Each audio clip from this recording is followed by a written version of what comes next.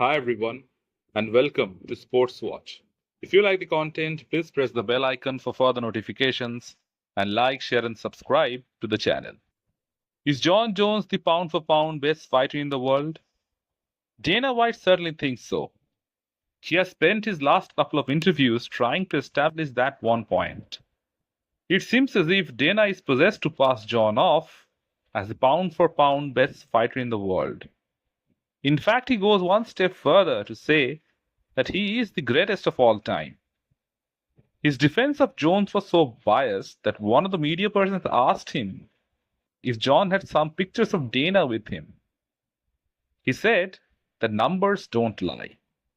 So let's look at the numbers. John Jones is undoubtedly the greatest light heavyweight champion in UFC history. But along with that greatness, he has also had his share of controversies. He has tested positive for PEDs number of times. His second fight with Daniel Cormier was overturned to no contest. He has had his fair share of close fights as well, which he arguably lost. The most noticeable was the first fight with Alexander Gustafsson at UFC 165. Gustafsson clearly won the first 3 rounds against him, but John won the last two and was lucky to win an unanimous decision. Now, the UFC PR team led by Joe Rogan pushed the narrative how John didn't train at all for that fight, thus diminishing the effort of Gustafsson even more. The same pattern followed in the Dominic Reyes fight, where once again he clearly lost the first 3 rounds. He couldn't take Reyes down and was being outlanded on the feet. Somehow he won the last 2 rounds, and once again he escaped with a unanimous victory. Dana White, who is often outspoken about what he thinks, always tends to forget things when it pertains to John Jones. Like when Sean Strickland lost a split decision to Dricus du Plessis, Dana White in the post-fight press conference mentioned that he lost. Or when Islam fought Volk, Dana debated, though Islam won, he was pushed to the limit by a guy who was moving up. Alexander Volkanovski is the GOAT of the featherweight division, and when two great fighters meet, that's what happens. It's a seesaw battle for supremacy. But neither Reyes nor Gustafsson can be considered as great fighters, as they have never won the belt. But both of them arguably beat John Jones.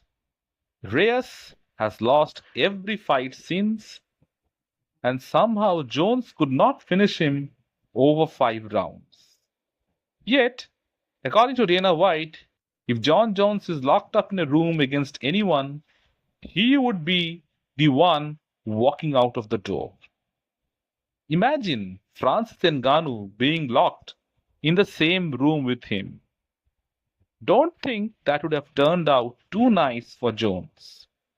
He avoided the Francis fight forever, and then when he left, he fought the easiest matchup he could get, Cyril Gane, who had no wrestling defense whatsoever, and he won the belt. And Dana White, like he always does, said that Gane was the best fighter in the world over Francis Ngannou, who had already beaten him before Jones did. And Jones hasn't fought since. That's one fight in the last 5 years. Islam Makhachev has fought 8 times since. Alex Pereira has fought 6 times in the last 2 years. And guess what? Jones is not fighting someone who is even more inactive than him. Stipe Miocic hasn't fought in over 4 years. He's 42 years old. In his last fight, he was knocked out by Francis Ngannou. So the pound for pound GOAT, according to Dana, is fighting old man Stipe instead of a way more deserving Tom Aspinall.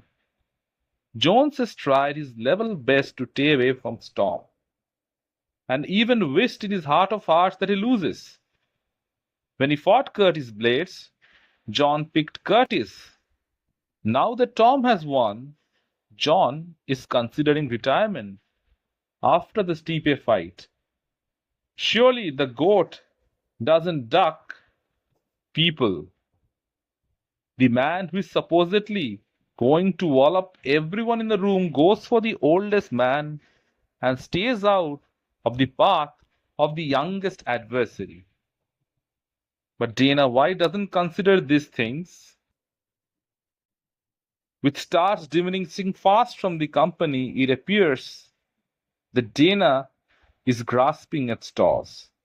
If Jones were to lose somehow, Dana White would be more disappointed than him.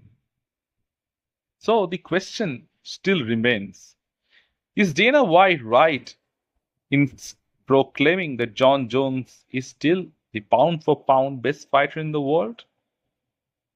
Let me know in the comment section what you feel. And if you like the content, please like, share and subscribe to the channel.